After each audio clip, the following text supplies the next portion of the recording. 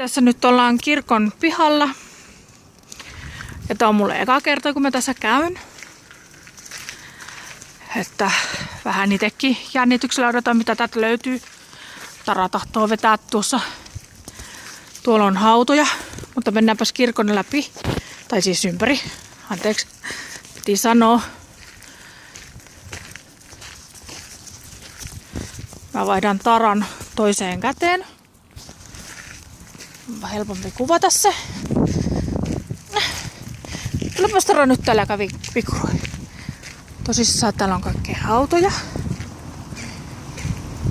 Ja ihan tosi hieno katto. Ja kaikkea on löytyy. Jatketaan matkaa.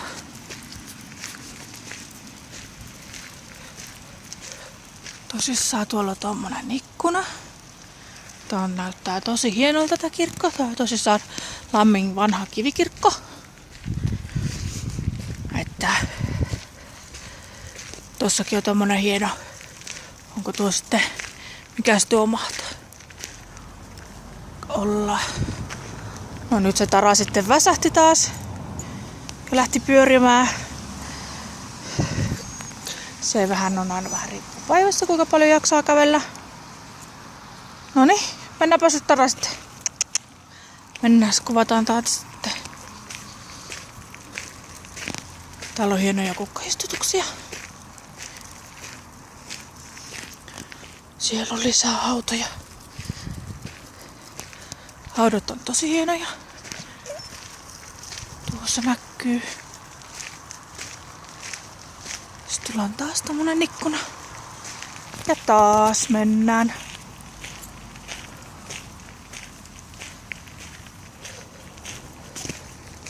Taas on tommonen joku.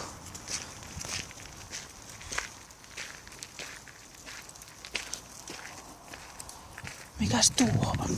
Mennään katsomaan.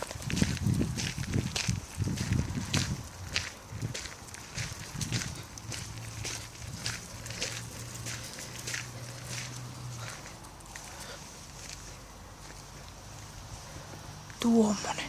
Ja sitten mennään eteenpäin.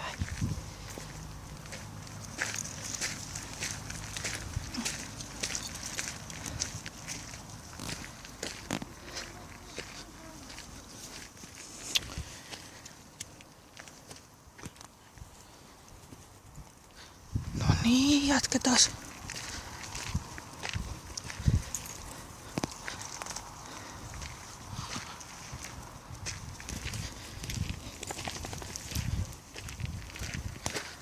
Vanha risti. Nuo hienoja nuo vanhat teräsristit, mitkä on. Tää kunnioittaa kuolleita. Ristit kertoo 1789. Että ne on vähän vanhoja ne jo. Haudat ja ristit. Haut menee näköjään aika kauas. Tuossa on tommonen hienot koristeet. Mennään vielä ympäri. Ympäri mennään täällä.